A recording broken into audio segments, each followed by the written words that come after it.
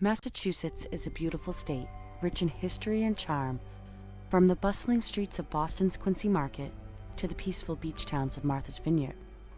But beyond the hum of the traffic lights and trinket shops, beneath the veil of its culture and history, lies a more sinister side. These are 5 haunted places in Massachusetts. S.K. Pierce Mansion, Gardner. In the 1880s, Sylvester K. Pierce began construction on his dream home, a 7,000 square foot mansion with 10 bedrooms, which took nearly 2 years to complete. But the dream would soon become a nightmare for he and his family. Soon after moving in, Pierce's wife died of a bacterial illness, and his second wife died in 1902 after succumbing to cancer. After Pierce himself died in the home, the beauty and charm of his stately manor began to fade from its walls. The Great Depression drained the remaining family's fortunes, and the mansion became a home to some less than honorable guests. It is said that a prostitute was strangled to death in the red bedroom on the second floor after a mysterious traveler entered the bordello that the once regal home had become. It is said that all who have died in its many rooms remain in the house to this day, and guests have heard disembodied voices. Some even speak in the names of the patrons. Others report full-body apparitions and even the feeling of being pushed while standing at the top of the stairs. It is unknown why the spirits sometimes place people in danger. Some think it's the house itself, claiming souls to forever inhabit its rooms. The Hoosick Tunnel, North Adams.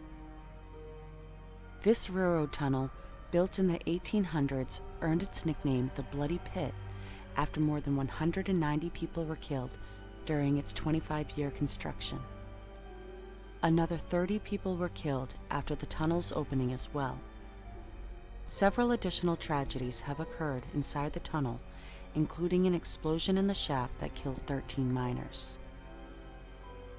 Witnesses have reported the agonizing cries of workers who are forever trapped, despite the rubble being removed centuries earlier, and the misty forms of miners and distant lights from ghostly lanterns, perhaps warning explorers of the potential dangers that sealed their fates so many years before.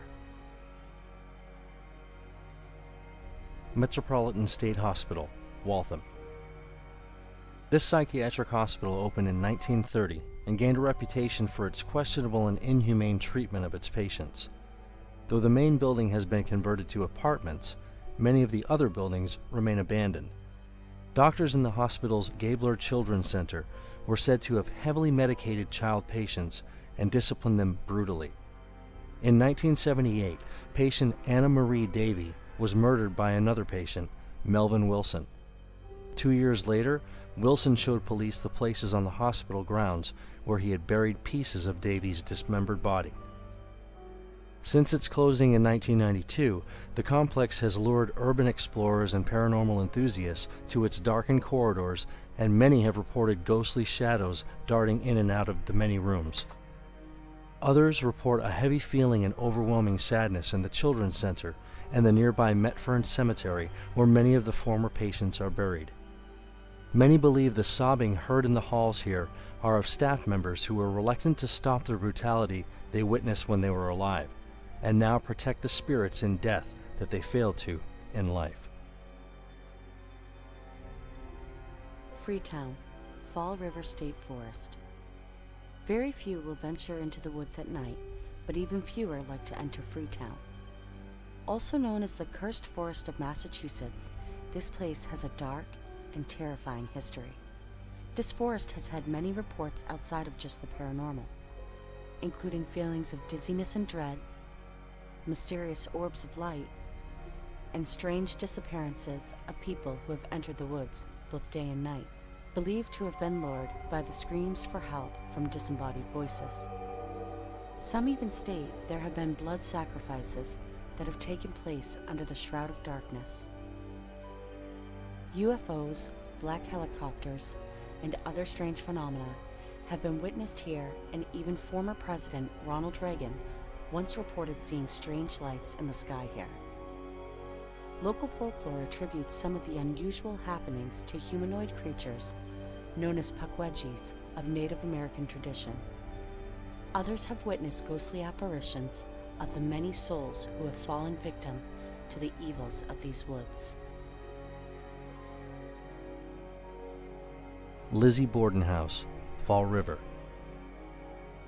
On August 4, 1892, Lizzie Borden allegedly ended the lives of her father and stepmother, Andrew and Abby Borden. They were found murdered in their home with multiple blows from a hatchet to their faces and heads. Lizzie was arrested and tried for the axe murders, but was acquitted in 1893 and continued to live in Fall River until her death on June 1, 1927. The case was never solved. The current owner of the house has reported creaking boards upstairs when no one else is in the home, and has even witnessed a shadowy form walking up the stairs from the lower level. After the home was converted to a bed and breakfast, many guests and staff members have reported the sounds of a woman weeping, while others claim to have seen a woman in Victorian-era clothing dusting the furniture and straightening the covers on the beds. One particular guest saw the mattress sink downward and watched as the depression of a body formed on the bed. Often doors open and close on their own, and muffled conversations from the dead can be heard coming from inside the vacant rooms. Some say that these are Lizzie's parents, whispering the atrocities of their murders from beyond the grave. From axe murders to deranged doctors, black forests, and dark tunnels, Massachusetts offers stories from almost every corner. Its history will forever live on in the echoes of the dead, who welcome anyone brave enough to enter their world.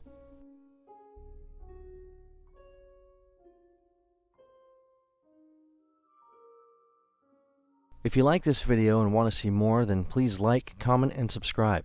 And don't forget to click the notification bell to stay updated whenever we post a new video.